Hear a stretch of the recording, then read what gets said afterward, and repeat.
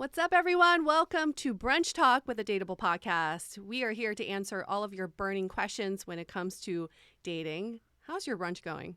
Huh? What are you eating? What are you drinking? I love brunch. I don't know about you, Yue. What is your go-to brunch? I hate brunch. I hate brunch food, okay? I can't stand eggs. I don't eat eggs.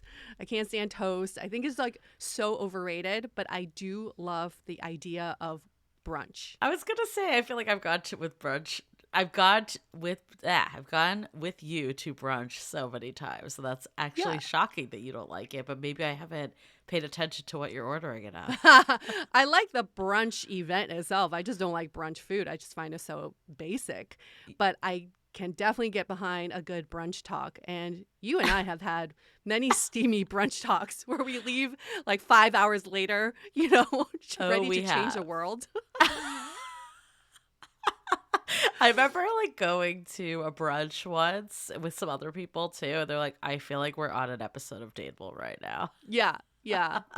Oh, and maybe many people don't know this. The first time Julie and I really spent some Oh time together yeah. was at Julie's birthday brunch. I was so honored that she invited me. She had just met me, and it was like with all her closest friends. We went to Chubby Noodle in the Yes. marina. It was a bottomless drinks and bottomless food brunch. It actually shut down. Doesn't exist I anymore. know it doesn't, but I saw one. I think there is one in Cabo. Yes, I saw a Chubby Noodle in Stop. Cabo, Mexico, and I almost texted you because I was telling my partner, I'm like, this is where Julie and I really connected. A Chubby Noodle. That's so funny. I think there's actually still one in North Beach in San Francisco, but they never did the brunch. They never Oh, did that only the one. marina. Of course, Yeah. only the Yeah. marina would do the bottomless. So we'll end there with our own brunch talk, but let's get into this question. And this question is, why does my ex keep coming back even though they've expressed that they're not interested in being in a relationship with me? And just a little bit more background. This person says, my ex and I dated for 3 months, and we just DTR'd, and they suddenly said that they were not interested and broke up with me. But it's been 6 months since, and they keep texting, calling, commenting, and liking. I swear there is a month rule that people always come back a month later. Always. They resurrect. They totally do. I think this can be one of the most challenging part of a breakup too, is that you're finally coming to terms with this being over. You probably went through the mourning process yourself, Yeah. and now they're back, throwing a wrench, giving false hope that this is going to be back to how it was. Why do people do this? I think a lot of times it comes out of loneliness and Mm-hmm. selfishness and a need for attention. And some of the things, I think there's a reason why they usually pop back in about a month later, is because the dust has settled. Maybe they thought they'd be better off single, or they thought they would pursue something else, or they just couldn't handle the emotions of a relationship. And then a month in, they realize, oh, I actually do miss this person. Mm. And I do want this. But then oftentimes, I've seen from experience with friends and people we've talked to, is even when they come back, it becomes the same shit again.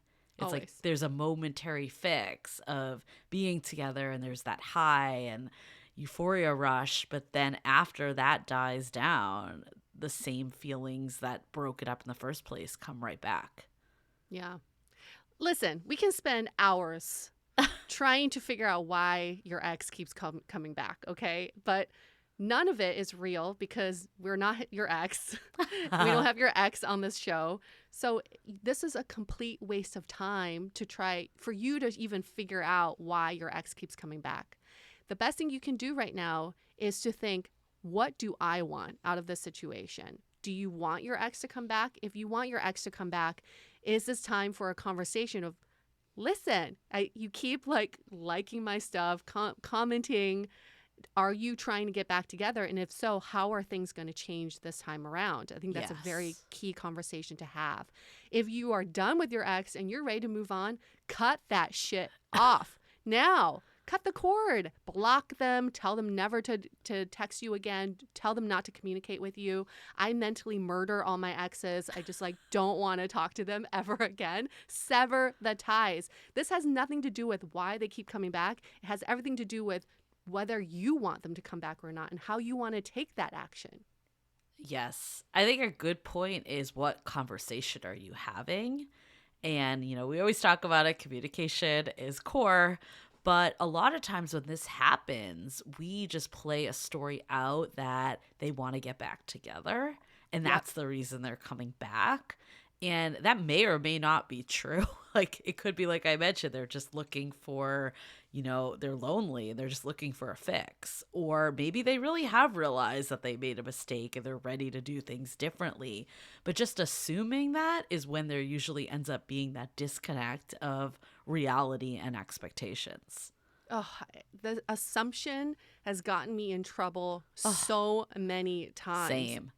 Oh, the time that the ex, that the one I thought that got away, came back and started emailing me and Facebooking me and messaging me. I thought we were going to get back together. I told everyone that I was about to enter into this relationship I had been fantasizing about for so long. And all he wanted was just a one-night fling. That is all he wanted. But in my mind, I played out this story of us like getting married, having kids, Oh my God. buying a house together. Little did I know, this dude was just, like you said, lonely, probably just got out of a thing himself. And he's like, hey, you know who I can hit up? Yue. I'm going to hit her up. Fuck with her. No thanks. I'm making all these sighs and comments because I feel what you just said way too freaking hard. I can think of definitely a situation. I mean, I had an on again, off again ex for, I'm like embarrassed to say how long, but it's like close to 5 years this happened, that there would be times like this. So I totally feel what you're saying. And, even if it wasn't a one night stand with him, because it wasn't like that, it would just become the same reason why we couldn't be in a relationship. Yes. It would be this cycle of he'd reach out again. It would be like a month that we dated and everything was great. And then the same shit would come back a month in. And it was that over and over again. So there's that. But I also had this experience a long time ago.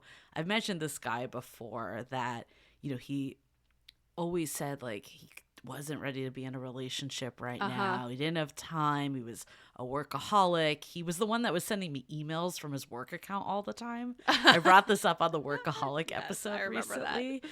And God. he would, after he basically, revealed my feelings that I really wanted a relationship with him.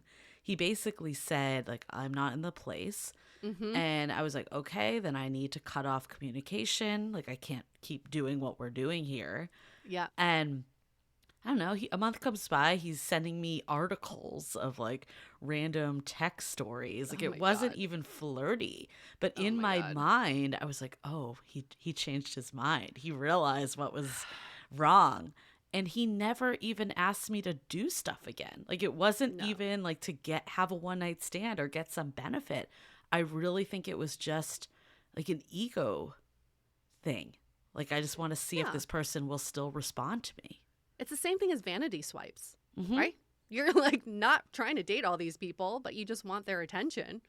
That's what a lot of people do. So again, like, we don't know why someone wants to come back and reach out to you, but the only thing you can control is how you digest that information. How do you want to move forward with your life knowing that this person keeps reaching back out to you?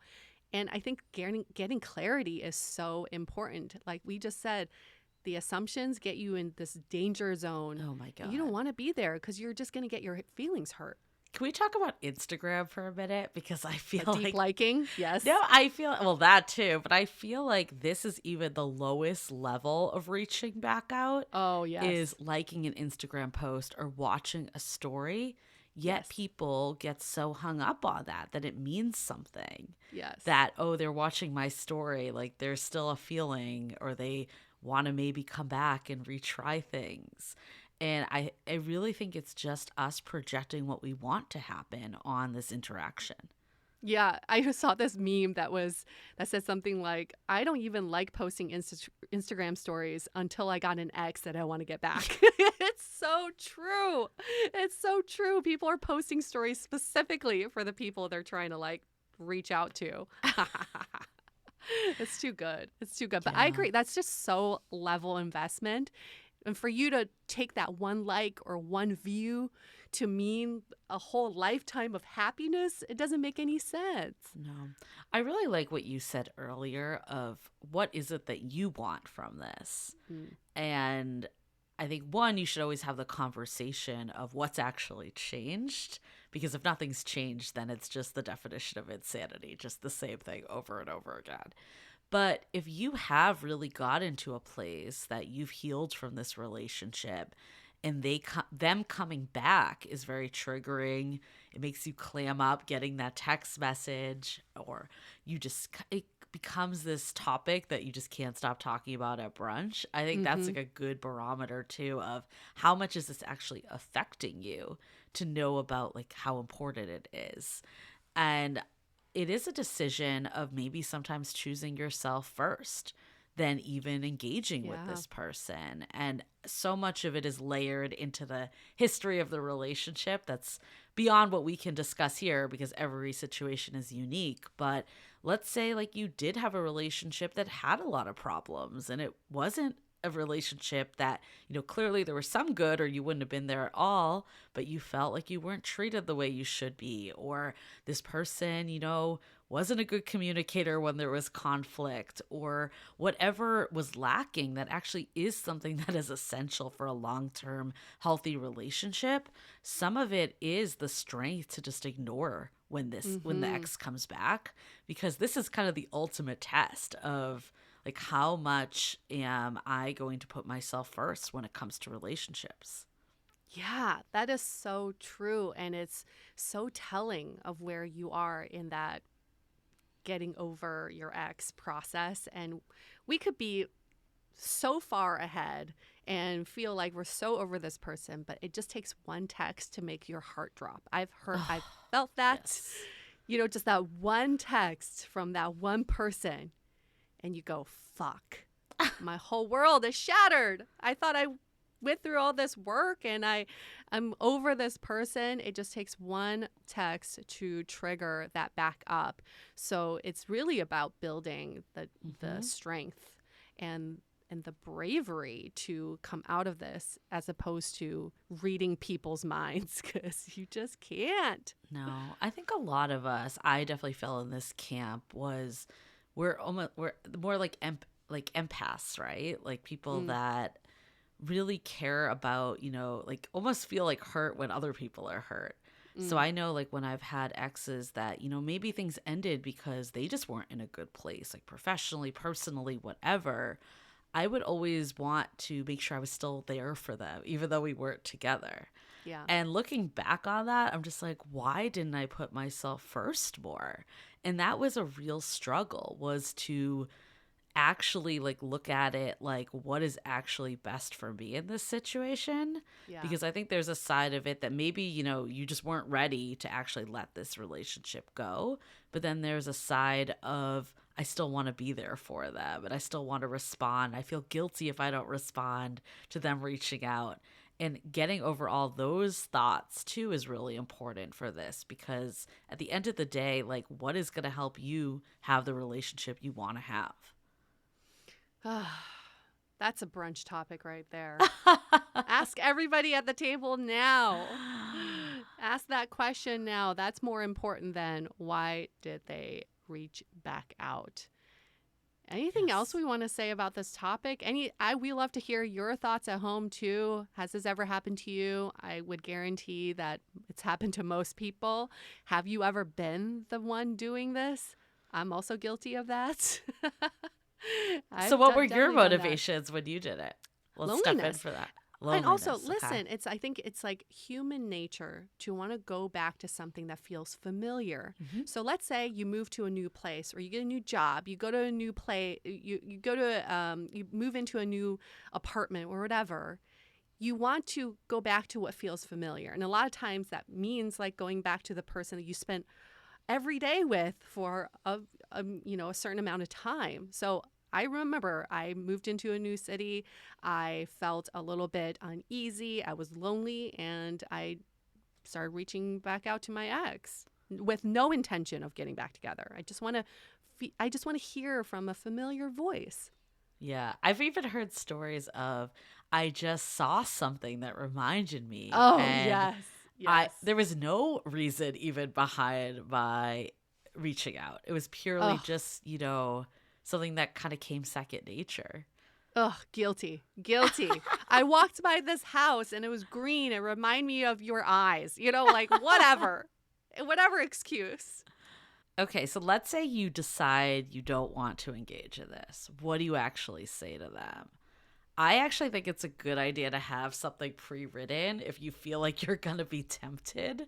I mean, I know for me, I struggled with just ignoring the text completely. That's like my own thing. And a lot of people feel this guilt that comes over. So maybe you're totally fine ignoring it. I don't think there's anything wrong with that at all. But if you are someone that feels bad and you want to get something out, I used to have like kind of something that was pre-written that was like, hey, like, we've had this conversation before, like we've Mm-hmm. agreed to, that we agree that this relationship actually just isn't going to work out and what's best for both of us and what we both don't want.